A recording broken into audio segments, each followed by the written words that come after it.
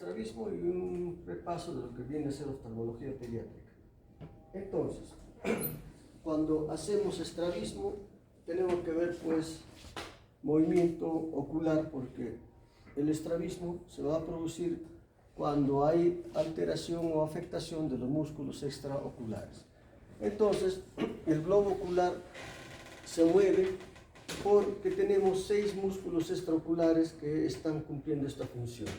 4 músculos rectos y 2 músculos oblicuos, ¿ya?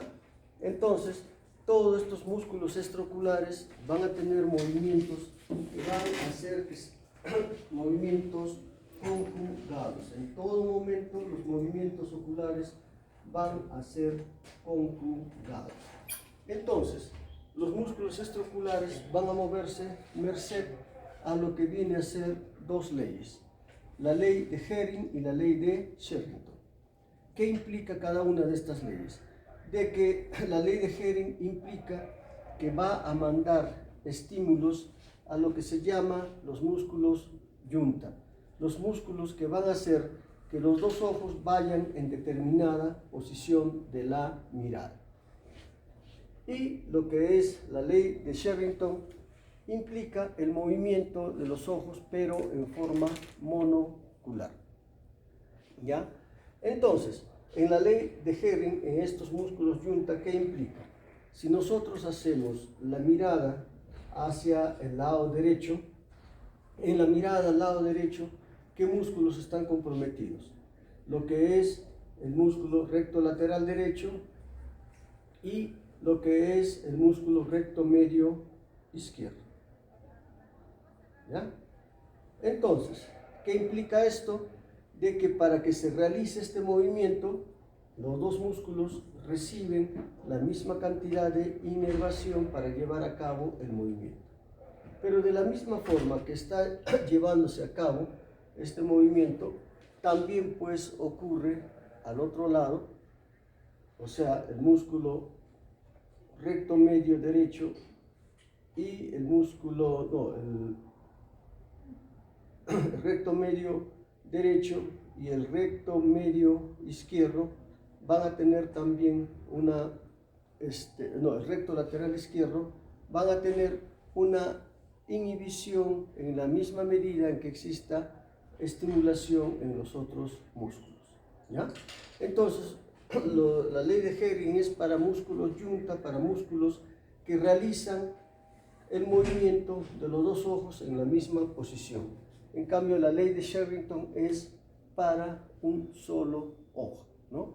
Lo que ocurre en un ojo, en un músculo, o sea, el recto medio que se contrae para traer el ojo a un costado, en el otro ojo, el recto lateral, en el mismo ojo, en el recto lateral, tiene un impulso de la misma magnitud, pero negativo.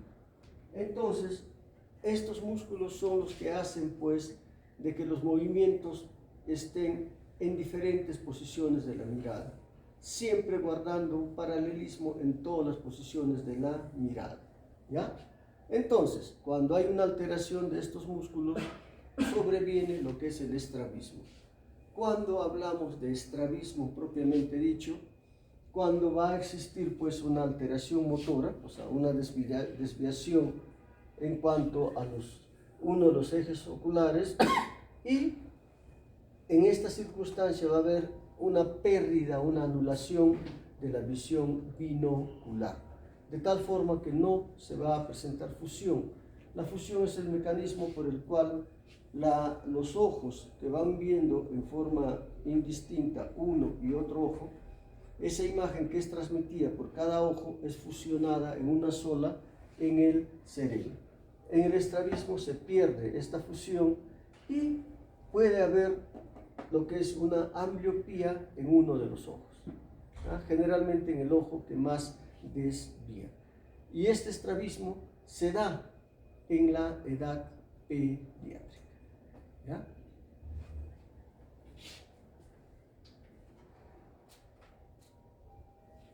Entonces, el estrabismo, cualquiera que sea la causa que está produciendo el estrabismo, tiene que producirse en esa etapa del periodo crítico que ya habíamos hablado, que son los 6 primeros años de vida.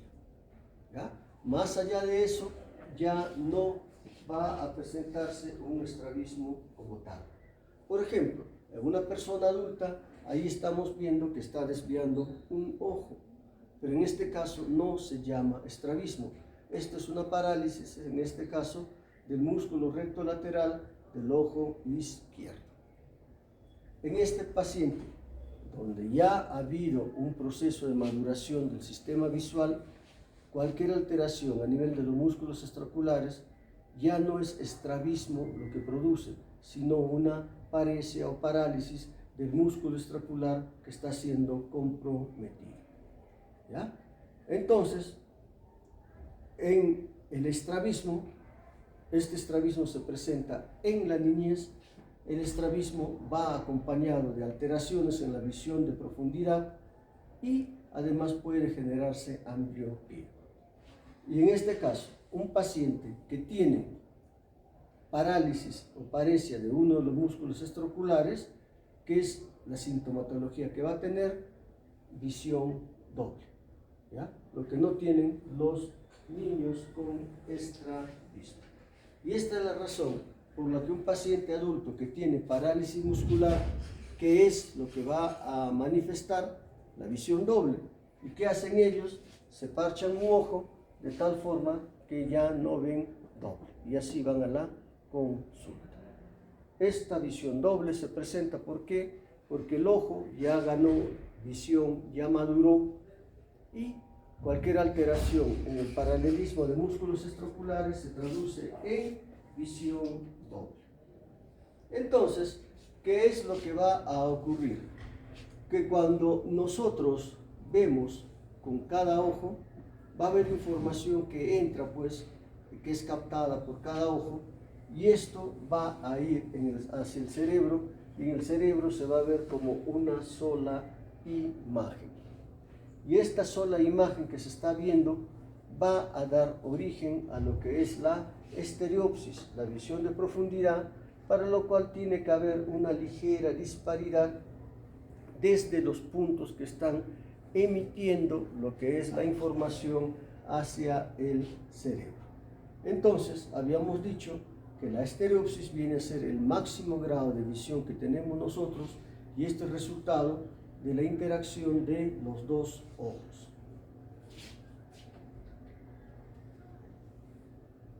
¿Qué sucede cuando va a haber o cuando existe, pues, un problema de desviación?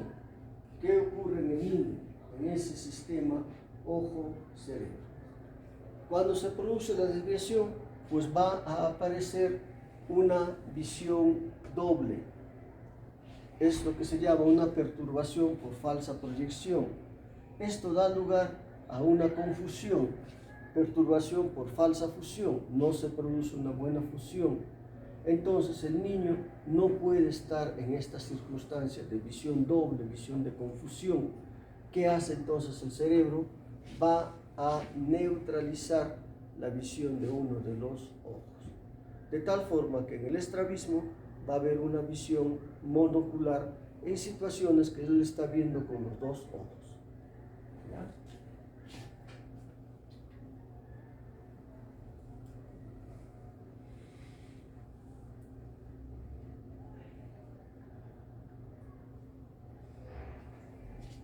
Igual, cuando hay una buena alineación, esto tiende a fusionarse. Cuando hay una mala alineación, una alineación normal, tiende a fusionarse en uno. ¿Ya? Entonces, cuando no están alineados, ya se va a producir, pues, visión doble inicialmente. Entonces, para que pueda haber una fusión, ¿qué es lo que tiene que haber? Tiene que mirarse con los dos ojos en el mismo lugar, que es la fóvea. ¿Ya? Entonces, si con un ojo vemos con la fóvea, veremos esa imagen, pero si vemos en el otro ojo por otro sitio, que no es la fóvea, vamos a ver esta otra imagen. y esa imagen no va a ser posible de fusión. En esas circunstancias, el paciente está viendo doble. Como decía, no puede estar en esta situación de visión doble en todo momento. ¿Qué es lo que va a hacer?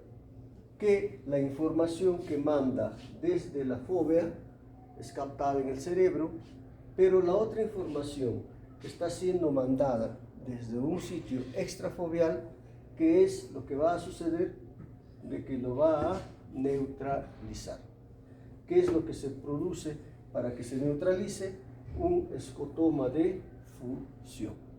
De tal forma que en situación binocular, un paciente que desvía los ojos va a estar viendo con el área macular, y la información que lleva de este espacio, que es un escotoma de supresión, esta información no va al cerebro.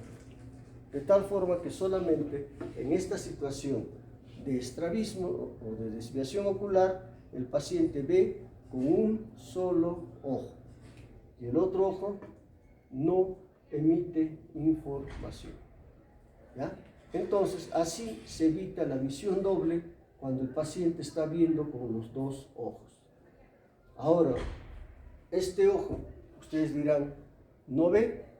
Sí, está viendo, solamente que en situación monocular. Este paciente puede tener en este ojo incluso una visión de 20-20, pero monocularmente. ¿Ya? En situación de visión binocular, solamente se mira con un solo ojo. Entonces, esto puede traer como consecuencia ambliopía, consecuencias motoras como contracturas, etc. Entonces, ¿qué hacemos para calificar a una desviación? Vemos pues si existe una esotropia cuando está metida hacia adentro, una exotropia cuando está hacia afuera, hipertropia hacia arriba, hipotropia hacia abajo, ¿no? Son los diferentes tipos de estrabismo que podrían presentarse. Entonces, para evaluar si hay o no estrabismo, podemos iniciar haciendo, ¿no?, el test de Hirschberg. El test de Hirschberg va a ser el hecho de alumbrar con una linterna de tal forma que se vea el reflejo corneal, y estos deben de ser reflejos centrales, reflejos simétricos. Otra forma de evaluar la desviación es el cover test, ¿ya? Sobre todo cuando hay desviaciones pequeñas, el cover test es muy importante porque es un test bastante disociante que va a hacer que se manifieste la desviación si es que tiene el paciente. Entonces, cuando se evalúa y hay realmente una desviación, nosotros tenemos que saber qué tanta desviación tiene el paciente. ¿Para qué? Para que en base a cuánta desviación tiene el paciente, nosotros podamos planificar qué es lo que tenemos que operar. Y esta cuantificación se hace con el test de prismas, ¿ya? El test de Krinsky, que es la forma como nosotros determinamos cuánto de desviación tiene el paciente. Entonces, la motilidad ocular nosotros la realizamos en diferentes posiciones de la mirada, siendo la posición de la mirada más importante la llamada posición primaria, aquella donde el paciente ve hacia el infinito. Esa es la posición más importante, la posición donde si existe alguna alteración, pues va a haber visión doble. Y la otra posición de la mirada importante es la mirada hacia abajo, ¿ya? Cuando hay parálisis o paresia de algún músculo extraocular, esta puede presentarse en la posición primaria de la mirada, que sería la forma más molestosa de forma de presentación, o en cualquiera de las posiciones de la mirada, ¿ya?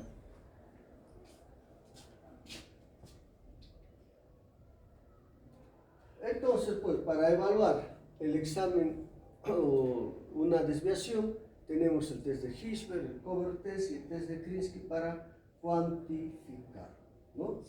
Vean con el test de Hirschberg. tenemos acá, ¿no?, reflejos corneales que son centrales, simétricos.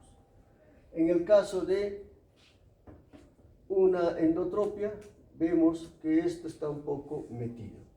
En el caso de una exotropia, vean el reflejo, y acá el reflejo está bastante lateralizado, ¿ya? Entonces, así como el test de Hirschberg, nosotros podemos ver qué tanto está desviando la persona. Por ejemplo, en esa imagen, ¿cómo creen que está el test de Hirschberg?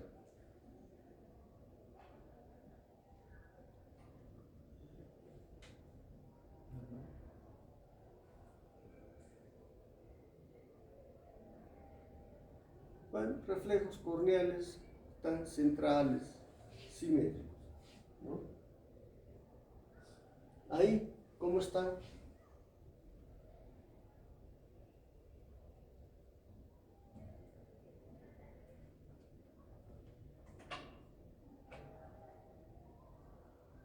También, reflejos corneales simétricos, ¿ya? Pero en esta imagen, sobre todo, da la impresión que el ojo izquierdo estuviera desviado, y en este ojo, el ojo derecho desviado. Este es un epicanto, un pliegue nasal bastante ancho, que da la impresión de desviación, un pseudoestrabismo. Entonces, se estima que una desviación de 7 grados existe por cada milímetro de desviación en lo que es el test de Hirschberg. Por ejemplo, ahí, ¿cuánto de desviación hay? Más o menos 45 grados con el test de Hirschberg. Ahora bien, el otro examen, que es para determinar si hay desviación o no, viene a ser el cover test. Con el cover test nosotros podemos determinar si existe desviación o no, ¿ya? Este es el examen más disociante y es el examen que prácticamente nos hace el diagnóstico de estrabismo. Podemos hacer un cover test de un ojo, evaluando un ojo ocluyendo, desocluyendo, o podemos hacer lo que es una oclusión alternante. Se tapa un ojo, se tapa el otro ojo en forma alternada, de tal forma que nosotros podamos evidenciar si hay desviación o no, ¿ya?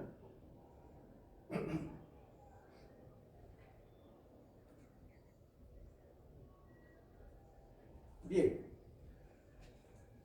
entonces, cuando hay una desviación, vamos a encontrar un ojo que va a estar desviado más frecuentemente, ¿ya? Por ejemplo, arriba vemos que el ojo izquierdo está desviado hacia adentro, una esotropia. ¿Qué ocurre si nosotros ocluimos un ojo? Este ojo que está desviado comienza a fijar, y para fijar va a hacer un movimiento. Ahí se centraliza y ahí está mirando de frente, ¿ya? Cuando este está mirando de frente, cuando está alineado, ¿qué pasará con este ojo? Desvía hacia la parte interna.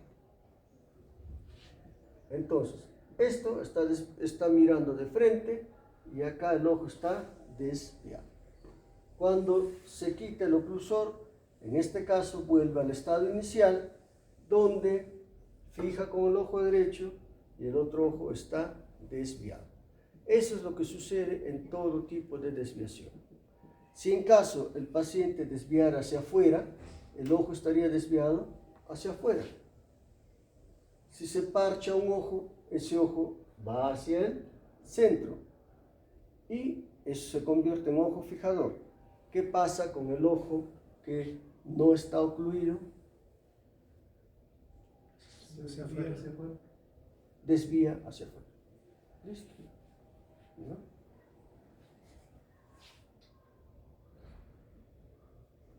Muy bien. Desviado el ojo izquierdo. Se ocluye el ojo derecho. ¿Qué va a pasar con el izquierdo? Se va a alinear. Y acá, ¿qué está pasando con el ojo derecho? Se ha desviado hacia adentro. Muy bien. Se tapa el oclusor, está fijando con qué ojo, con el izquierdo, y el ojo derecho está desviado. Se tapa el ojo izquierdo, fija con el izquierdo, derecho. ¿Cómo está el ojo izquierdo? Hacia adentro, desviado hacia adentro.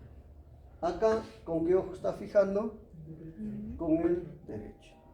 Entonces vean cómo fija con el ojo derecho, fija con el ojo izquierdo, fija con el ojo derecho. Esta información, ¿qué dato nos da? De que fija indistintamente con uno y otro ojo. ¿Y eso qué significa? Que tiene una visión semejante en ambos ojos. Si por decir, fija constantemente con el ojo derecho, eso quiere decir que el ojo izquierdo, que para más desviado constantemente, tiene una mala visión. Es así como nosotros nos damos cuenta si está teniendo el paciente una buena o mala visión en los ojos. Porque recuerden, se evalúan niños pequeños, 1 año, año y medio, y la forma de estimar qué tanto está viendo el paciente es a través de la fijación. Y en todo paciente con estrabismo que generalmente se opera, tenemos que buscar esta fijación alternante, con uno u otro ojo en forma indistinta, y nosotros decimos, este paciente ve con los dos ojos en forma similar, ya está para operar.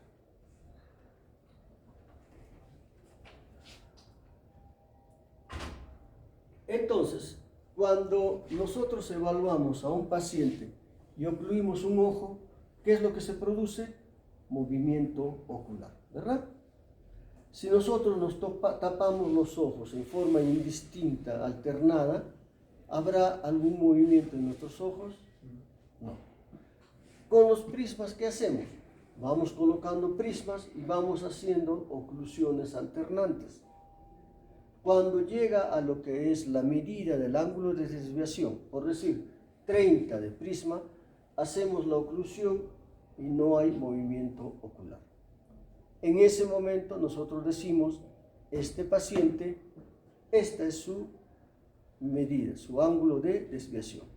Con 30 grados vamos a las tablas y decimos, vamos a hacer tal procedimiento. Retroceso, relajación de músculos. ¿Ya? Entonces, de esa forma, nosotros cuantificamos qué tanto ángulo de desviación tiene el paciente para planear una operación. Muy bien, entonces, antes de entrar a lo que es formas clínicas de estrabismo, hay que ver algunas causas de lo que viene a ser desviación ocular. Por ejemplo, ahí se ve una ligera desviación ocular, pero es un niño de 3 meses. ¿Puede haber inmadurez de músculos extraoculares? Sí. Hasta los 6, quizás 7 meses, donde puede haber algún grado de desviación mínimo. ¿Ya? Entonces, puede decirse, quizás tenga una inmadurez de los músculos extraoculares, esperemos hasta los 6, 7 meses. Pasado ese tiempo, ya es un estrabismo. El epicanto, que habíamos visto, lo que es un pliegue nasal plano, un pliegue nasal ancho, ¿no? Que cuando el paciente lateraliza la mirada hacia el lado de la nariz, uno y otro ojo dan la impresión de desviación. Pero esto es un falso estrabismo y este es un motivo de consulta frecuente. ¿Cómo enfocamos a este paciente? Primero le hacemos el test de Hirschberg, que está central, el cover test, y si no hay nada, pues vemos que este tiene su epicanto.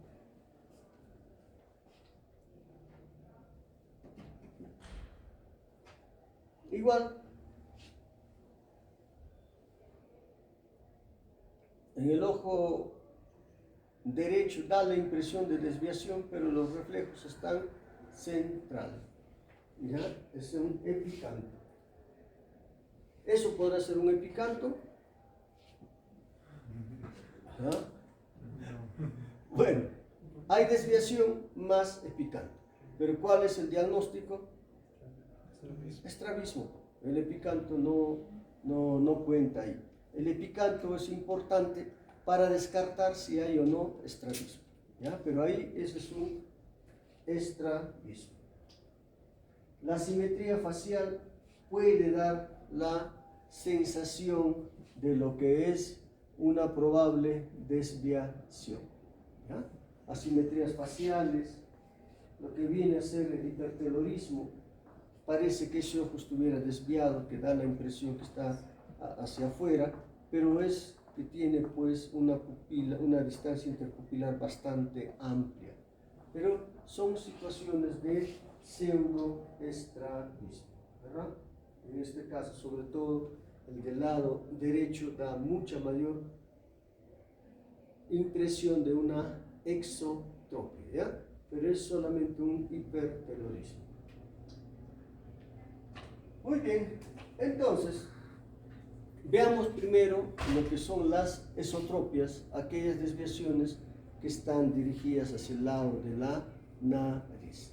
De los diferentes tipos de esotropias tenemos pues a lo que es la esotropia congénita.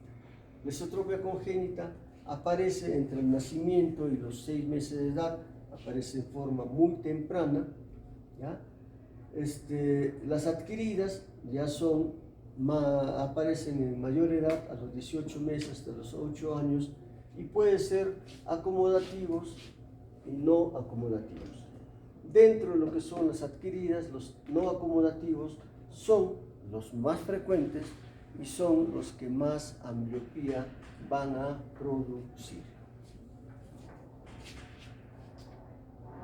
En cuanto a la esotropia congénita, son pacientes pues que ya desde el nacimiento pueden tener esta desviación amplia del ojo, del ángulo. Son esotropias llamadas de ángulo grande. ¿Qué implica esto? Que la desviación es bastante grande, del orden de 45, 50 dioptrías, que es bastante grande. Estos pacientes tienen una mala abducción. ¿Qué significa eso? De que si hacemos que el paciente mire hacia un costado, el músculo recto lateral que está llevando hacia afuera no hace una buena lateralización, y cuando está llevando el ojo hacia afuera hace un movimiento de nistagmus. Entonces hay una mala abducción. Tienen lo que se llama fijación cruzada. ¿Qué significa esto? De que los pacientes miran indistintamente con uno y con otro ojo. Entonces, el hecho que por momentos miren con un ojo, después miran con el otro ojo, hace que se prevenga la ambliopía. Entonces, en estos pacientes no sobreviene la ambliopía, es rara y siempre hay pues antecedente familiar en esta patología, ¿ya? Entonces, puede ir acompañada también de tortícolis. Entonces, en estos pacientes tienen gran ángulo de desviación y tienen fijación cruzada. Porque si un ojo estuviera permanentemente desviado, ¿qué va a producir? Pues producirá ambliopía. Puede aparecer la desviación o el estrabismo congénito más adelante, sí, entre los 3 a 4 meses, con las mismas características que son de estrabismos bastante grandes. Esta desviación, vean, es bastante grande, se va a manifestar sobre todo cuando el paciente está cansado, cuando tiene alguna enfermedad, pues existe mayor manifestación de desviación. Vean, bastante grande la desviación, del orden casi de 50, ¿ya? Entonces, pues, desviación grande. ¿Y con qué ojo está fijando acá? ¿Mm? Y al otro lado, Izquierdo. izquierdo. fijación cruzada. ¿Ya?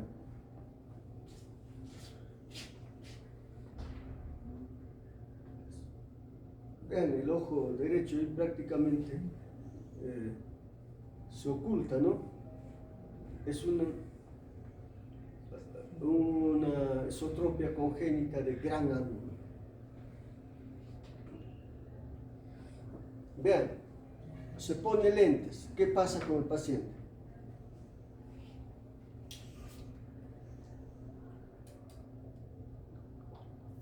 No corrige la desviación. No corrige la desviación, ¿ya? Sigue desviando. Entonces, de manera general, los pacientes que tienen estrabismo, los lentes que suele darse no es para corregir la desviación, ¿ya? Generalmente es para ayudar a ver mejor si es que el paciente requiere que use esos lentes, pero no va a lo que es cambiar el estado de desviación de los ojos, ¿ya? Eso es algo que hay que tener en cuenta porque las madres muchas veces en la consulta siguiente dicen, pero sigue desviando la vista. Los lentes es para ayudar a mejorar la visión, para corregir la ambliopía, ¿no? Pero no para corregir la desviación que tiene el paciente. Paciente con estrabismo, dos hermanos con estrabismo, tienen un carácter familiar.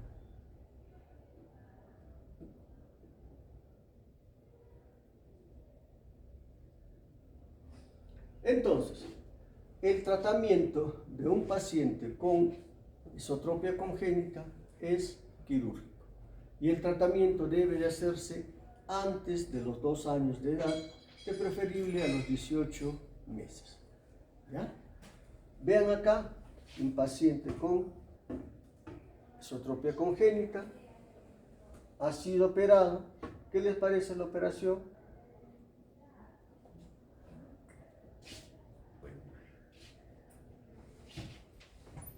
¿Qué dirían ahí?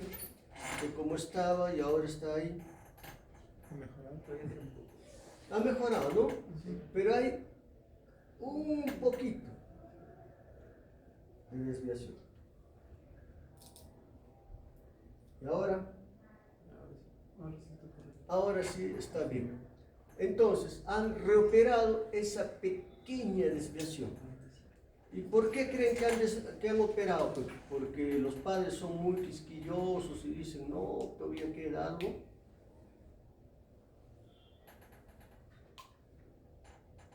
Para tratar de dar algún grado de visión de profundidad. ¿Ya? Tiene que quedar así para que pueda haber algún grado de visión de profundidad. No es ni siquiera para que tenga una visión de profundidad normal, algún grado. ¿Ya? Entonces, pues, las esotropias congénitas tienen que operarse antes de los 2 años, de preferencia a los 18 meses, y quedar en esta situación para recuperar algo de la visión de profundidad. Los pacientes con estrabismo generalmente van a perder esa visión de profundidad, porque el estrabismo por definición es eso, alteración en la visión de profundidad, ¿no? Vean, antes y después de una operación de un paciente con esotropia congénita, y dice, a pesar del aparente buen resultado estético, estos niños nunca alcanzarán una visión binocular estereoscópica perfecta. Entonces, la clave para lograr algún grado de visión estereoscópica es una operación temprana. Si se opera más allá de los 2 años, 3, 4, 5 años, ya no vamos a darle la posibilidad de visión estereoscópica. Solamente una situación estética. Y pasado ese tiempo, pues, es igual operar en la juventud o ya en la adultez. ¿Ya? Muy bien. Hay también la esotropia adquirida acomodativa. Entonces, esto ya es de aparición más tardía, entre el año y medio y 3 años, y va a darse sobre todo en pacientes que tienen lo que se llama una, digamos, necesidad acumulativa y de convergencia alta, que se presenta sobre todo en pacientes con hipermetropía. Ya los pacientes con hipermetropía pueden presentar esta esotropia acomodativa. ¿Ya? Vean en la imagen del lado izquierdo que están viendo.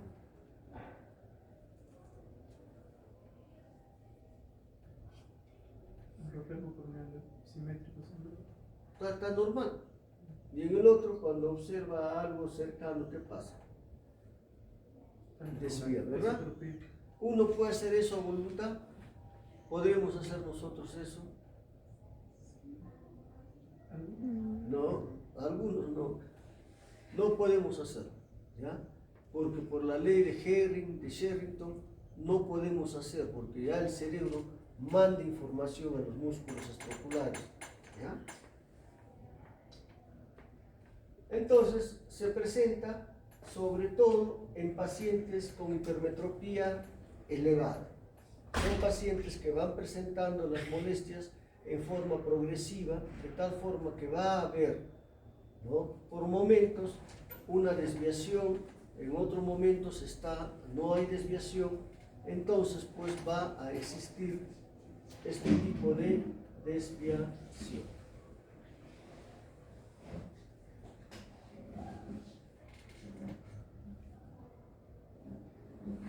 ¿Qué ven ahí?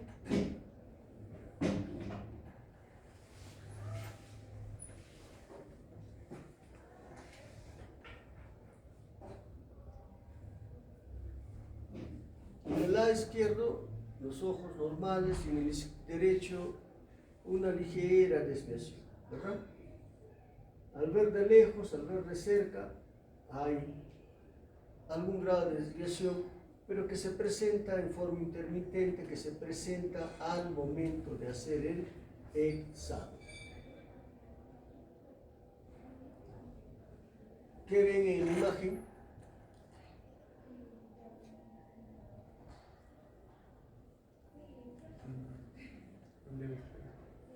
¿Cuál? Esotropía en la izquierda. Ya, y el otro lado Normal. se corrige con lentes.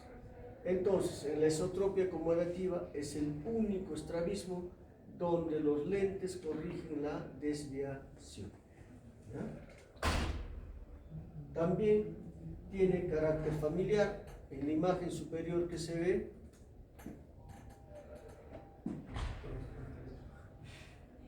¿cuál? Hay desviación, pues, ¿no? Sí, sí. Ya la viste en todos los hermanos. Y con los lentes se alivia, ¿verdad? Esotropia acomodativa. Esto no se opera, con los lentes se corrige, aunque hay una pseudo acomodativa también que necesita parte de operación. En este caso, se ve que con los lentes corrige para la visión lejana, pero para cerca continúa la desviación y se pone a veces lentes bifocales. ¿Ya? Entonces, este es el único tipo de estrabismo que corrige con anteojos. ¿Ya?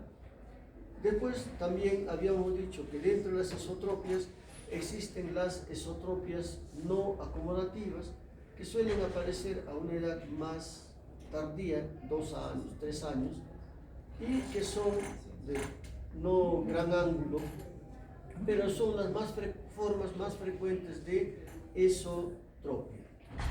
Y estas esotropias son las más ambliopizantes. ¿Por qué? Porque tienden los ojos a estar desviados, generalmente desvía uno de los ojos constantemente. Como regla general, el ojo que desvía constantemente, o que es desviado más constantemente, ese ojo tiene mala visión. ¿Y qué hacemos? En este caso, tenemos que corregir la ambliopía. Parchamos el ojo bueno y con esto el otro ojo va ganando visión. ¿Ya? Y cuando operamos, cuando en los dos ojos haya una visión buena, semejante. ¿Ya?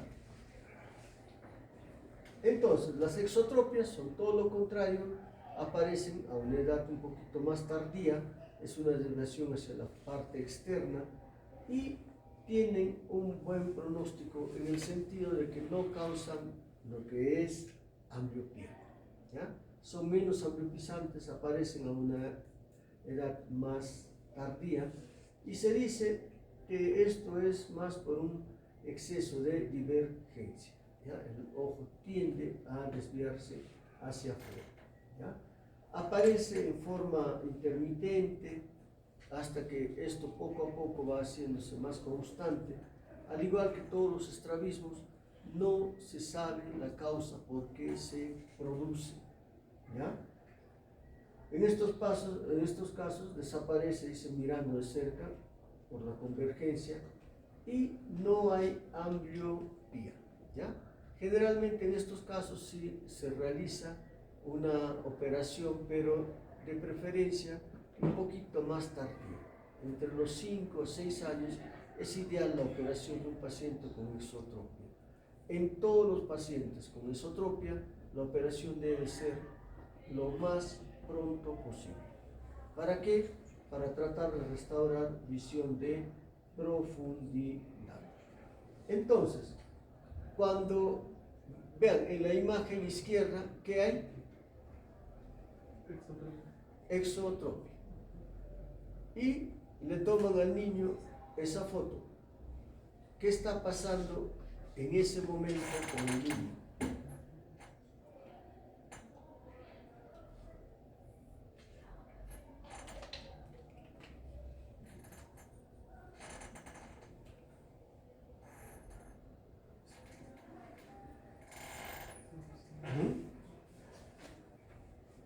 Vean, el ojo al lado izquierdo se le desvía y ahí el niño se agarra un ojo. ¿Por qué?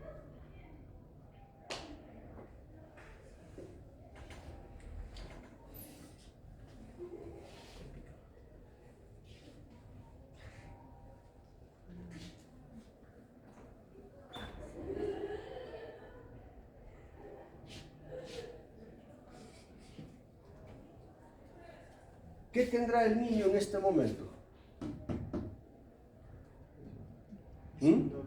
Visión doble. Entonces el niño, ¿qué hace? Se rasca y ya evita tener visión doble. Por eso estos niños paran guiñando el ojo constantemente o paran tapándose un ojo para evitar diplopia. Hasta que llegue el momento pues, en que ya la desviación es más constante y ya hay diplopia constante, ¿no?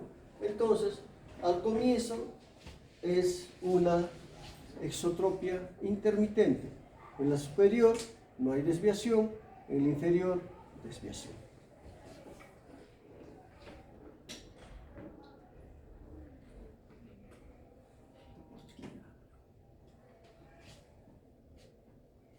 ¿Con qué ojo fija?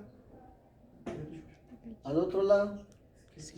¿Qué nos dice esto? Alternante, que buena visión en ambos ojos. Listo para operar.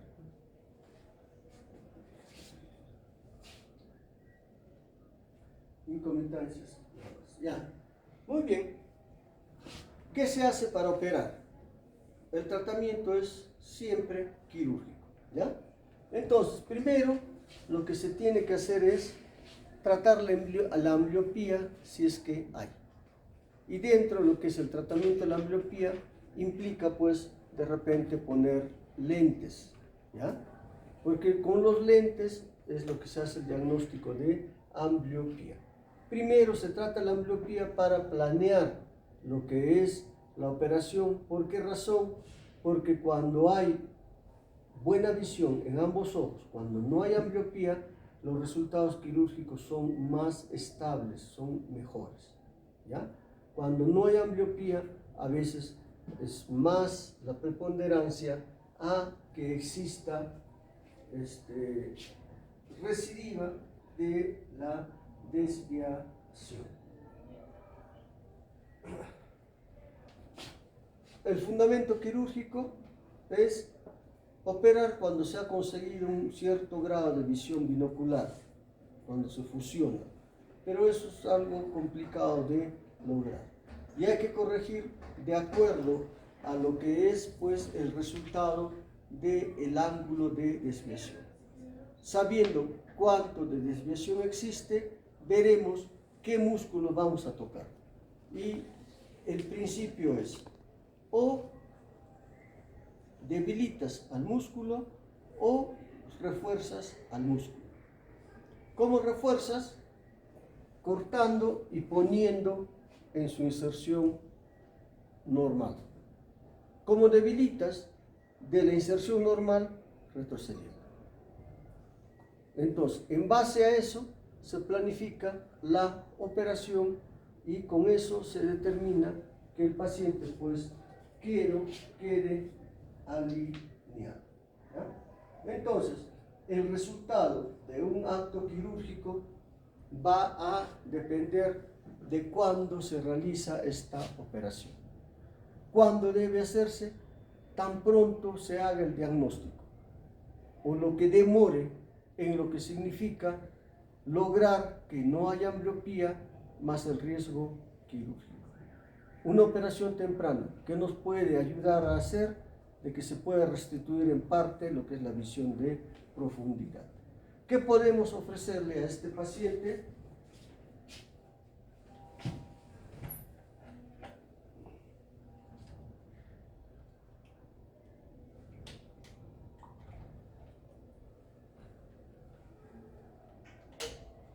Cirugía estética.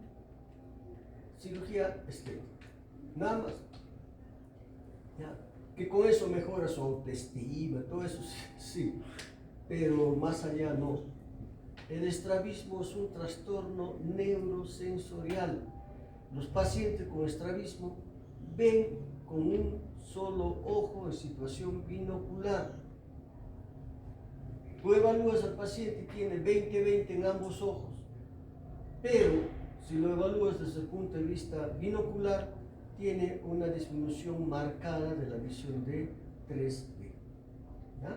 Entonces, el estrabismo es una situación neurosensorial donde es importante un diagnóstico oportuno, un tratamiento oportuno, ¿ya? Que es operarlo en los casos de esotropia congénita a los 18 meses y en los demás casos apenas se haga el diagnóstico y se revierta la ambliopía.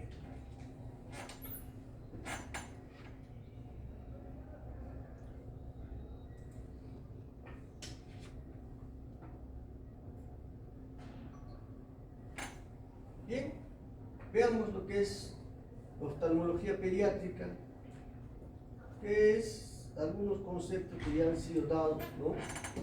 La visión, pues, es el principal órgano de interrelación. La ausencia de visión que implica, pues, una seria minusvalía, ¿ya? Ahora, entonces, la visión es importante que cualquier alteración que exista sea diagnosticada oportunamente. ¿Para qué? Para poder intervenir. Y si no, para poder remitir a lo que es una situación de educación temprana. Recuerden que el sistema visual de un niño es un sistema visual inmaduro, que la madurez del sistema visual se logra ¿cuánto? A los 6 a 7 años. Recién ahí se logra la visión de una persona adulta. Y en este proceso, la visión poco a poco va mejorando en base a que los estímulos luminosos que impregnen en la retina sean estímulos claros. Que cuando hay algo que interfiera con eso, pues no va a haber un buen estímulo y esto condiciona a la aparición de ambliopía. Al nacimiento la agudeza visual es bastante pobre, esto va mejorando conforme pasa el tiempo, conforme los estímulos que llegan a la retina sean también adecuados. ¿Ya? Entonces, ¿qué necesitamos para aprender a ver? Una buena imagen en la retina. Recuerden, una buena imagen en la retina. Porque si esto no sucede, ¿qué es lo que va a pasar? El cerebro ignora la información que llega del ojo que está viendo mal. Entonces, es importante la valoración oftalmológica en el recién nacido. Ver los antecedentes familiares y personales. Algo que tenemos que ver es si hay prematuridad o no ha habido prematuridad. Sobre todo, una prematuridad de menos de 1 kilogramo condiciona a que haya o retinopatía del prematuro o una serie de morbilidades más adelante. La inspección de los ojos, el tamaño ocular es importante porque nos puede orientar a qué, a la presencia o no de glaucoma congénito. El reflejo pupilar, a través del reflejo pupilar se ve pues si hay reflejo rojo o no, y esto nos va a orientar si el paciente tiene alguna opacidad de medios o no. Los reflejos van a indicar un funcionalismo visual. El reflejo fotomotor es muy importante. El reflejo fotomotor nos indica si el paciente ve o no ve. Si hay cierre palpebral a la luz, es otro reflejo que nos va a indicar cuál es la visión que tiene el paciente. Entonces, en el lactante se va examinando todo, pues inspección en los ojos, presencia o no de pífora, ya saben que puede orientar a un glaucoma congénito, el reflejo pupilar, la exploración de seguimiento con la mirada, etc. La prueba de Hirschberg para ver si hay o no desviación ocular, el cover test para ver si hay o no desviación. En los niños ya se puede determinar lo que viene a ser la cuantificación de la agudeza visual. Sobre los 4 años a un niño se le puede cuantificar con los octotipos qué tanto está viendo el paciente. ¿Ya? ¿Cuándo llevar al niño al oftalmólogo? Cuando cierra los párpados para mirar. De repente es un efecto de agujero estenopeico que está haciendo el paciente por tratar de mejorar su visión. Si hay desviación de los ojos, hay que llevar al paciente, no podemos esperar. Dolores de cabeza después de forzar la vista, los guiños frecuentes, presencia de leucocoria, nistagmus, etc. En esas circunstancias se debe de llevar al paciente al oftalmólogo. ¿Qué están viendo ahí? Córnea opaca. Hay que derivarlo. Puede ser un glaucoma congénito. ¿Qué ven ahí? Ausencia de reflejos rojos. Algo preocupante. Ahí está el leucocoria. ¿Qué ven?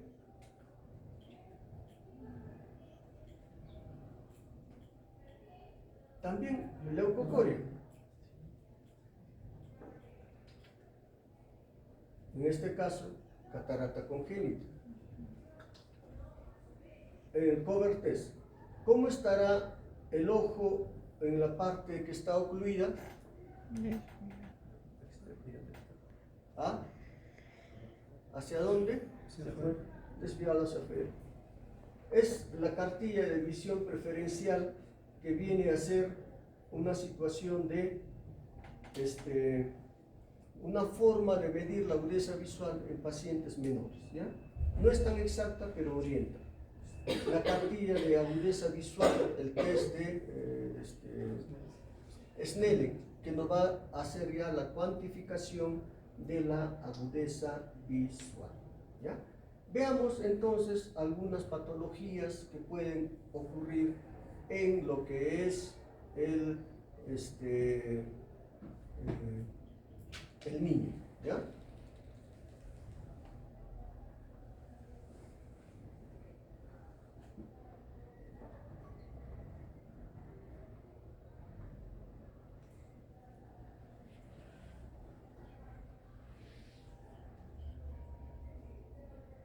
Entonces, veamos primero lo que es las infecciones oculares, ¿ya? La celulitis preseptal. La celulitis preseptal va a ser una infección de tejidos subcutáneos delante del septum orbital.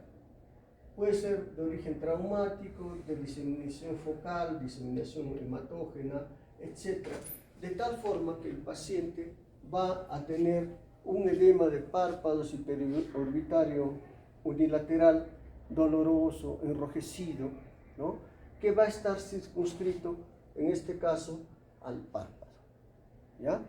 Esto es una celulitis preseptal. El globo ocular es un globo ocular que está intacto, que no tiene mayor infección. Esta celulitis preseptal puede dar origen a lo que es una celulitis orbitaria, que es una patología mucho más complicada. Entonces se recomienda de que si ustedes tienen un paciente con celulitis preseptal, si es un niño, entonces preferible hospitalizarlo, ¿ya? ¿Por qué? Porque es mejor hacer que esto pase a que tengamos que lidiar si esto se convierte en una celulitis orbitaria, que es una patología mucho más severa. Una celulitis preseptal. Vean, el globo ocular está normal. Ahora, cuando ya existe una celulitis orbitaria, ya es una infección que va a ocurrir detrás del septum orbitario, principalmente por Streptococcus pneumoniae y Staphylococcus aureus. En estas circunstancias, ¿qué es lo que pasa? Que ya hay una infección donde detrás del septum, alrededor de lo que significa el globo ocular. Esta es una enfermedad bastante grave que se va a traducir por una infección, una inflamación de todo lo que es el contenido orbitario. Y la forma como se manifiesta es pues como algún grado de proptosis o con limitación de los movimientos extraoculares, y cuando se mueven los ojos, se intenta mover, va a haber un dolor bastante intenso, ¿ya? Entonces, ¿desde dónde viene esta celulitis orbitaria? La forma más frecuente es desde los senos etmoidales, ¿ya? El seno etmoidal. Si ustedes tienen a un paciente con una celulitis etmoidal, pues den un tratamiento enérgico para evitar una celulitis orbitaria. La celulitis orbitaria es una patología que puede tener muchas complicaciones. Puede haber microabscesos orbitarios, puede haber microabscesos a nivel cerebral, puede haber una trombosis del seno cavernoso. Entonces, esta es una patología que tiene que ser tratada de forma multidisciplinaria, y el pronóstico pues es bastante complicado. ¿Por qué? Por todas las complicaciones que podrían devenir de esta patología, ¿ya? Entonces, la celulitis orbitaria es una verdadera emergencia que se va a presentar con signos sistémicos más los locales. En los locales, ¿qué va a haber? Como habíamos dicho, en la orbitopatía tiroidea, va a haber un síndrome orbitario agudo que se va a traducir por manifestaciones también en la superficie ocular de edema, enrojecimiento, también de los párpados, etc. Pero esta inflamación va a hacer de que haya restricción de movimientos, y si hay estos movimientos son movimientos dolorosos. Puede haber problemas a nivel del nervio óptico por esta situación de la proptosis también. Entonces puede haber una situación de alteración a nivel del nervio óptico que se traduce por una pupila dilatada. Entonces, la celulitis etmoidal, la sinusitis etmoidal, es principal causa de celulitis orbital. Vean, en este paciente, ¿qué creen que pueda tener este niño? Si pudiera transmitir lo que está sintiendo, ¿qué creen que diría? ¿Qué tendría? Bueno, hay una proptosis ocular, el ojo está sobresalido. ¿Qué más hay? Una congestión ocular pues, bastante marcada. ¿Qué más? Pupila dilatada. ¿Qué nos indica eso?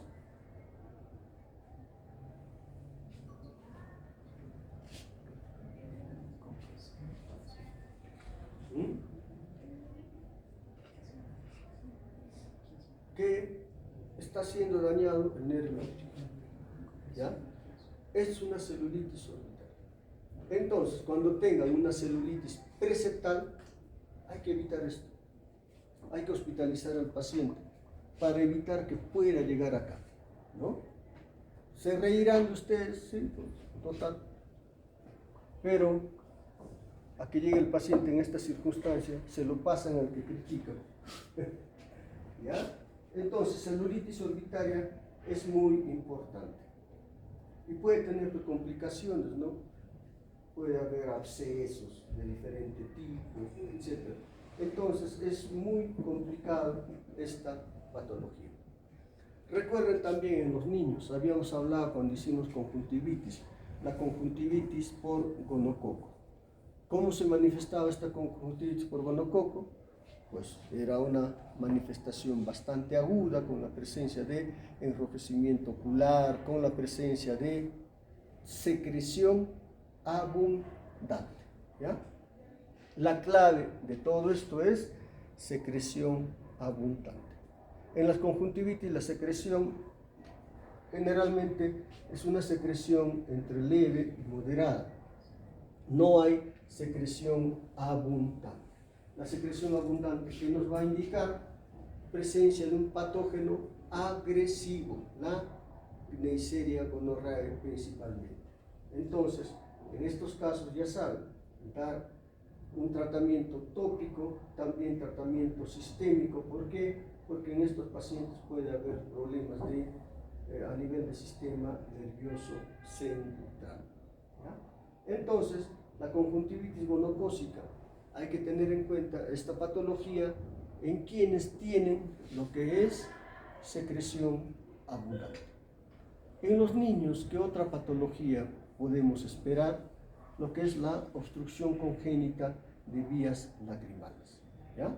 Entonces, esta obstrucción congénita de vías lagrimales tiende a ser un proceso que va a autolimitarse y va a haber una remisión espontánea en más del 90% de los casos, pero entre el año y medio de edad. En ese tiempo, ¿qué se espera en este paciente? A que existan síntomas, sobre todo de tipo lagrimeo. ¿Por qué? Porque va a haber una obstrucción de los conductos que van a impedir que la lágrima siga su trayecto hasta la cavidad nasal. En estas circunstancias, ¿qué pasa? Pues se obstruye esto y la lágrima rebalsa. ¿Y esto qué es lo que condiciona a que exista sobreinfección? Entonces, si damos tratamiento en algún momento por una sobreinfección, ¿qué es lo que va a persistir siempre? El lagrimeo. Se puede hacer un sondaje, ¿no? Un sondaje que también es curativo, pero de repente es preferible esperar entre el año y medio para que esto resuelva. Con el sondaje, que es el tratamiento, se resuelve el caso, y si no, ya hay que hacer una operación, una dacriocistorrinostomía, que consiste en unir esto a una, digamos, hacemos un conducto en la cavidad nasal para crear un sistema de drenaje, ¿ya? Pero los resultados no son muy buenos. Esta obstrucción congénita, ¿no? En su evolución puede causar pues también una dacrocistitis, dacroadenitis, ¿no? Entonces, esta obstrucción del conducto nasolacrimal puede, con una guía, aperturarse, pero generalmente esperamos a que esto en la mayoría de los casos resuelva en 90% de los casos sobre el año y medio. ¿Ya? La otra patología que suele presentarse en el glaucoma, en la población pediátrica, es el glaucoma agudo, que ya lo hemos explicado. Importante tener en cuenta que hay epífora, fotofobia en estos pacientes, que si vemos un edema corneal debemos pensar en esta posibilidad. ¿Qué era eso? ¿De qué? Las estrías de Howe, ¿ya? Sobre la catarata congénita, que la mayoría son por causa infecciosa, sobre todo ¿por qué?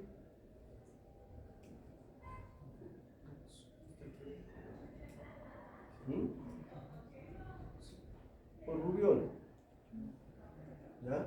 Entonces, esto produce una catarata central, una catarata que es progresiva, ¿no?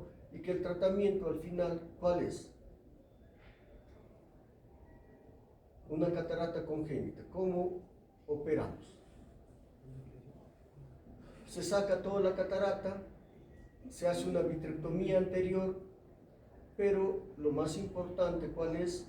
La rehabilitación óptica, ¿ya? La rehabilitación óptica que se presenta o que tiene que hacerse en estos pacientes.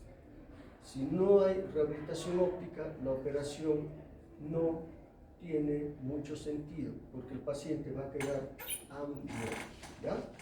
Cuando hay artritis reumatoidea juvenil, entonces la artritis reumatoidea juvenil, sobre todo la forma pausia articular, que es lo que va a producir una iridociclitis crónica. Entonces, si ustedes tienen un paciente con una artritis reumatoidea juvenil pausia articular, ¿qué es lo que deben de hacer? Que el oftalmólogo le haga el seguimiento. ¿Por qué? Porque esta iridociclitis crónica es una iridociclitis que cursa casi asintomáticamente, ¿ya? Habíamos dicho que en el caso de la uveitis sí hay manifestación, pero en este caso hay una uveitis, pero asintomática, y de pronto nos podemos encontrar ya con complicaciones, como viene a ser una catarata secundaria. La toxoplasmosis congénita también es otra forma de manifestación de lo que viene a ser, pues,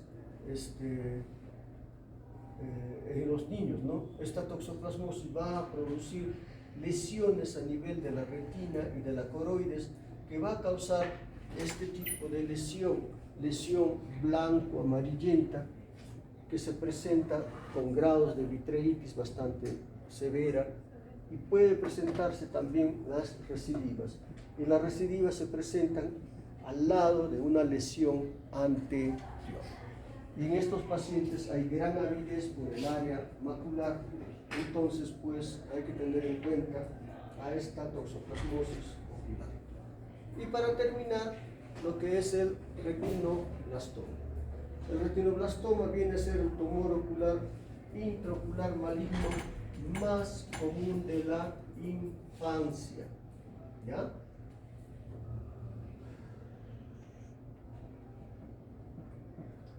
Entonces, agarra a todos, no hay predilección por sexo, por raza, nada, ¿ya? Entonces, ¿qué es lo que pasa? Que el gen de retinoblastoma es encontrado en el brazo largo del cromosoma 13, y el retinoblastoma es un tumor supresor, ¿ya? ¿Qué es lo que va a ocurrir?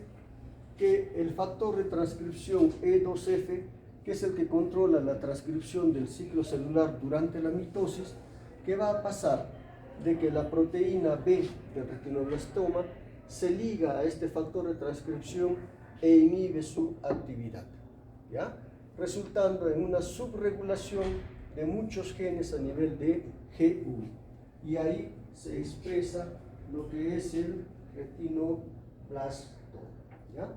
Asimismo, este complejo de la proteína del retinoblastoma con el E2F está involucrado en el reclutamiento de factores que median la condensación de cromatina, lo cual resulta en inhibición de la transcripción. Entonces, todo eso hace que se genere lo que es el retinoblastoma. Puede ser hereditario, donde va a haber una mutación germinal, o puede ser no hereditario o por mutación somática, que constituye la mayoría de los casos. La anterior, afortunadamente, no es lo más frecuente, pero esto sí. Y en el tipo no hereditario o por mutación somática, el tumor tiende a ser no transmitible. ¿Aló? ¿Aló? Ya no hay clases, ¿no? Empezamos a pasar examen médico ocupacional en aliviar. Queríamos pasar en otro lado, pero... Muy bien, entonces, solo un 10% son pacientes que tienen antecedente familiar.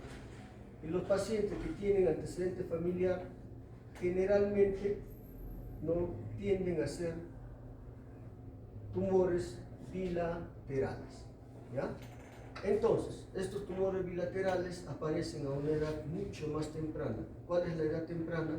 Antes de lo que es el año de edad. Los tumores que son esporádicos, los tumores somáticos, aparecen un poquito más tarde, sobre los 13 meses de edad. Pero aún en los dos casos, hay pues, cuando aparece el retinoblastoma, es una patología que hay que tener en cuenta, no solamente la situación del paciente, sino de que este es un problema familiar, ¿ya? Puede haber compromiso de lo que es el hermano, los hijos de este paciente con retinoblastoma, etc. ¿Ya? Muy bien. ¿Cómo se va a presentar el retinoblastoma? En la gran mayoría de los casos se presenta con lo que viene a ser la leucocoria. Tú ves una mancha blanca en la pupila y esta es la forma de presentación en el 60% de los casos, ¿ya? Esta leucocoria, cuando ya se hace manifiesta, ¿qué es lo que está traduciendo? Que es un tumor grande. Y cuando es un tumor grande, muchas veces lo que se puede ofrecer no es mucho desde el punto de vista de preservación de lo que es el sistema visual, ¿ya? Entonces, la forma más frecuente de presentación lo constituye la leucocoria. Otra forma de presentación es la desviación, que generalmente la desviación implica pues una mala visión en ese ojo, que en caso de retinoblastoma hace que desvíe el ojo. Es la forma más frecuente también de presentación, en 20-25%, lo que es el estrabismo. Y otra forma de presentación viene a ser lo que es un glaucoma doloroso con signos inflamatorios, porque ya existe pues compromiso de todo el área trabecular y todas esas cosas, ¿no? O en países en vías de desarrollo puede haber una manifestación mucho más grande, como que se está viendo en la imagen, ¿no? Entonces, el diagnóstico generalmente se realiza a los 18 meses de edad, sobre todo en lo que se decía en los pacientes que tienen el tipo somático, ¿ya? Pero en los niños con enfermedad bilateral, que es el tipo genético, tiende a aparecer a una edad mucho más temprana. Entonces, ¿qué es lo que hay que hacer? Todos los pacientes con retinoblastoma deben ser evaluados, ¿no? Y pacientes con mutación germinal pueden potencialmente tener miembros de su familia afectados, padres, hermanos. Entonces, ante esta circunstancia, hay que evaluar a la familia cercana para ver si hay o no esta patología. A los hermanos e hijos deben ser evaluados cercanamente, cada 6 meses hasta los 5 o 6 años de edad. ¿Para qué? Para tratar de hacer un diagnóstico oportuno, un diagnóstico temprano, y un diagnóstico temprano que implica que el tumor sea un tumor pequeño. Un tumor pequeño es fácil de ser abordado, de ser tratado con gran éxito, ¿no? ¿Qué es lo que nosotros vamos a ver cuando se hace un examen de oftalmoscopía indirecta? Pues vamos a ver una masa, ¿ya? Aparte de eso, puede el retinoblastoma crecer, producir una siembra a lo que es el vítreo, y acá veríamos una siembra vítrea, ¿ya? Entonces, pues, el retinoblastoma es una patología muy grave que hay que tener en cuenta. Vean qué se está evaluando acá en esta imagen que se ve.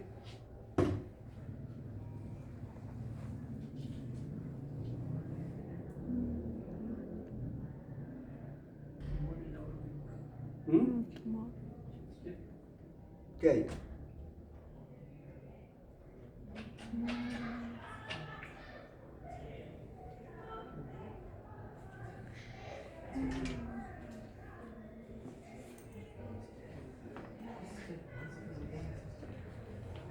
Vean acá, pero ¿esto qué es? Es un tumor. ¿Qué pueden pensar? Retinoblastoma. Entonces, el diagnóstico de imágenes es muy importante en estos pacientes. Puede hacerse un escáner óseo, puede hacerse punción lumbar, todos con miras a lo que viene a ser una metástasis de retinoblastoma. Entonces, en el retinoblastoma puede haber un crecimiento exofítico si se extiende hacia lo que viene a ser la coroides. Endofítico si se extiende hacia lo que es el vítreo, y mixto, la combinación de ambas, ¿no? El diagnóstico de la anatomía patológica se hace cuando se evalúa y se ve las rosetas de Flexner-Winters. Vean cómo cuando se evalúa lo que es el retinoblastoma, hay que tener en cuenta si existe compromiso o no del nervio óptico. El compromiso del nervio óptico, ¿qué significa? Significa un pronóstico malo. ¿Por qué? Porque ya está yendo hacia lo que es el sistema nervioso central, ¿ya? Entonces, las metástasis tienen diferentes rutas, pero si se hace un diagnóstico temprano, es altamente su tratamiento satisfactorio. Puede haber un retinoblastoma trilateral, sobre todo en los pacientes que tienen retinoblastoma bilateral. Puede haber a nivel pineal un retinoblastoma trilateral. Ahora, ¿qué hacer en este paciente? Pues hay que tratar.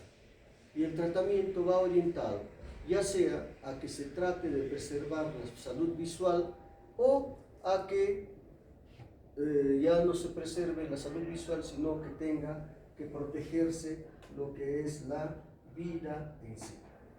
De manera general, lo importante es de que los tratamientos de tumores pequeños dan muy buen resultado con las diversas formas de tratamiento que se tienen, ¿ya? Da buen resultado. Actualmente existe un tratamiento que es la canalización de arteria carótida para poner lo que es la medicación sobre lo que es el tumor. Es el que mejor resultado da, ¿ya? Entonces, esto ya es un manejo de oncología, pero existe pues tratamiento para este tipo de tumores, pero hay que tener en cuenta que lo ideal es hacer un diagnóstico bastante temprano, ¿no? Entonces, cuando hablamos de lo que es manejo del tratamiento, ¿qué es lo que pasa? Que los niños con retinoblastoma hereditario tienen un segundo tumor maligno. Entonces, estos pacientes tienen generalmente osteosarcoma, que es el causante de la muerte de estos pacientes, ¿ya? No es otra patología, sino que el osteosarcoma, que hace que estos pacientes puedan fallecer. Ahora bien, la secuela de tratamiento muchas veces también, cuando son expuestos a radiación, es un factor para que exista este segundo tumor, ¿no?, pueda desarrollar, y el riesgo va a ir más o menos incrementándose a 1% por cada año. Entonces, imaginen, un paciente de 40, 50 años tiene el 50% de desarrollar otro retinoblastoma, sea porque va ligado a la herencia, sea porque va ligado a tratamiento sistémico. Entonces, en el retinoblastoma, lo más importante consiste pues en lo que significa un diagnóstico oportuno. Hay que hacer consejo genético, ¿no? La posibilidad de tener un hijo afectado, ¿no? Si los padres son sanos con un hijo afectado, unilateral, 6% de posibilidad. Si es bilateral, 40% en el otro hijo, ¿ya? Es importante este consejo. Padres sanos con 2 o más hijos afectados, a 50%. Uno de los padres afectados, la posibilidad de hijo afectado, 50%. Entonces, pues, hay que tener en cuenta esta realidad, ¿ya? Muy bien, para terminar, chicos, pequeñas recomendaciones, ¿ya? Se van a olvidar de muchas cosas que hemos hablado, si no es que ya se olvidaron, porque así lo veo.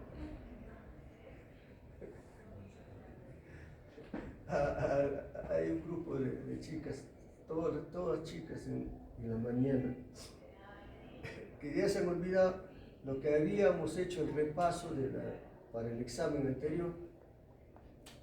A ver, ¿cómo reconocen un glaucoma agudo en su cerebro? ¿Ya? Visión central. Visión central, como túnel, ¿no? ¿Ya? ¿Qué más? Es doloroso, muy Doloroso. ¿Qué más? enrojecimiento. Claro, congestión ciliar. ¿Qué más?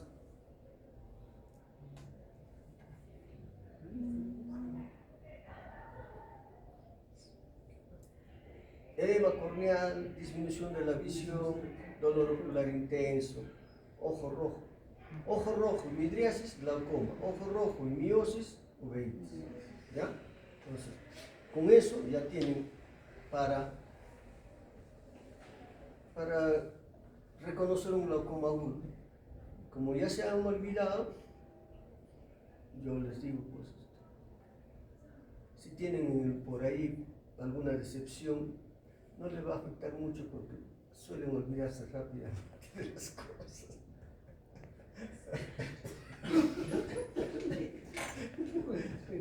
Así tiene que ser, pues. Que dar la importancia que dé, punto. ¿Por qué tanto nos complicamos? No van a agarrar luto, ¿no? Hombres y mujeres abundan. Y la escogida tiene que llegar, o el escogido, con calma. Pero estas cosas sí no se olviden, ¿ya? Vamos a hablar de signos que amenazan la visión. Y cuando ustedes reconocen, dicen, este paciente puede tener una patología de peligro, de riesgo para la visión. Todo lo que hemos hecho, no importa, pero no se acuerden de esto. Digo, no se olviden de esto. La inyección circuncorneal. Una inyección ciliar nos señala localización. ¿Dónde? Lesión corneal, lesión en intraocular, inflamatoria, infecciosa. ¿Vean? Una úlcera corneal, sobre todo una úlcera dendrítica. Eso es algo que hay que tener en cuenta. Si hay anormalidad en las pupilas, sobre todo ojo rojo con anormalidad de pupila, es una patología de riesgo. Uveitis, glaucoma agudo, presión intraocular si está muy elevada, glaucoma agudo, edema corneal, sea en niños, sea en adultos, tiene que llamarnos la atención. El edema corneal en niños, glaucoma crónico, congénito. En adultos, glaucoma agudo, presencia de hipopión, puede haber una endoftalmitis, presencia de ifema, sangrado en cámara anterior. Son signos de peligro.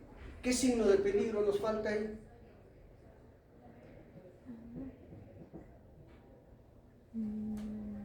¿Qué hemos visto hoy día? ¿Ah? La celulitis. La celulitis orbitaria hay que reconocerla, ¿sí? ¿Cómo lo reconocen? Resumiendo. ¿Qué más? El lobo ocular está bien. ¿Qué más? Limitación de movimientos, movimientos oculares dolorosos. ¿Ya? ¿Qué falta? Secreción abundante. ¿Ya? ¿Qué ven ahí? Una úlcera dendrítica. Ahí, ifema. Secreción abundante.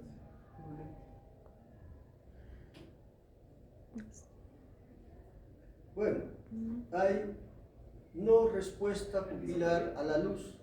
Entonces, esto significa que hay algún daño en el nervio óptico, ¿ya? Más el hecho de, si es un ojo rojo con alteraciones en la pupila, ya sea, puede ser uveitis o glaucoma agudo, pero una anormalidad de pupila sin ojo rojo también debe llamarles la atención, ya lo deriva. Ahí se ve que se nota más o menos. Opacidad. De repente hipopio, no digo, un poco de edema corneal no deja ver bien las estructuras intraoculares. Presencia de hipopio, ¿no? Entonces, todas estas patologías son reconocibles. Tiene que llamarles la atención.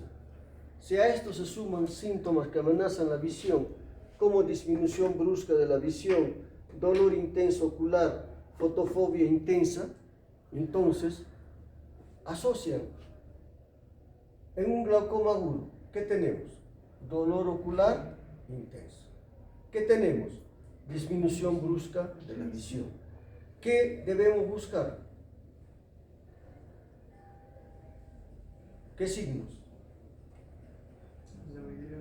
Midriasis ocular, inyección ciliar, edema corneal y disminución de la visión. Entonces hay síntomas y signos que producen una patología que puede poner en riesgo la visión. ¿Ya? Vean, con esto yo me siento por bien servido de que algo les sirve la oftalmología. Pero tengan en cuenta, se puede hacer prevención. Prevención en diabetes, ¿a través de qué? De orientar a que el paciente tenga un buen control metabólico. ¿Listo?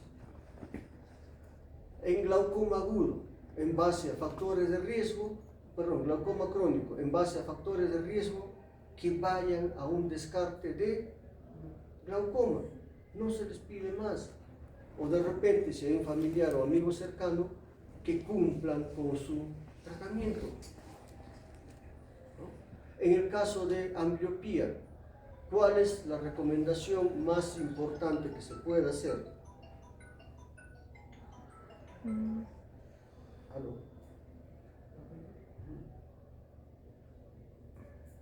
No, tú estás en clase, ¿qué?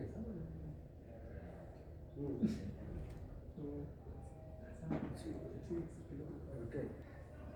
Y otra recomendación, que lleven a los niños a los 4 años y medio a su consulta oftalmológica, a su primera consulta oftalmológica. Ahí podemos nosotros descartar factores de riesgo para ambliopía o dar tratamiento para ambliopía, ¿no? Retinopatía diabética, control metabólico y derivar a los 5 años de diagnóstico a un paciente con diabetes tipo 1 al momento del diagnóstico tipo 2.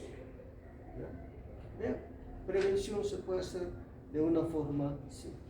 Listo, chicos, chicas, ha sido un gusto estar con ustedes. Suerte en su examen y en su